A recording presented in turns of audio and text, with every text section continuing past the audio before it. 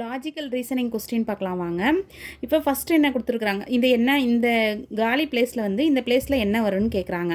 First relate பண்ணி second வருது, third relate பண்ணி ஃபோர்த் வருது. ஏன்னா சென்டரில் கேப் விட்டாங்க இல்லையா, கேப் இல்லாமல் இருந்தால் தொடர்ந்து ரிலேட்டடாக வரும். கேப் இருக்கிறதுனால இதை ரிலேட் பண்ணி இதுவும், இதை ரிலேட் பண்ணி இது வரும். என்ன வரும்னு கேட்குறாங்க.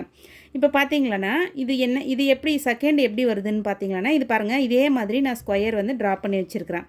ஃபஸ்ட்டு செகண்ட் எப்படி வருதுன்னா கரெக்டாக 90 டிகிரிக்கு ரொட்டேட் பண்ணுறாங்க. 90 டிகிரின்னா என்ன அர்த்தம், இந்த எண்டு வந்து இந்த சைடு வரணும், அதுதான் 90 டிகிரி. 90 டிகிரிக்கு ரொட்டேட் பண்ணும்போது பாருங்கள் இது வருது.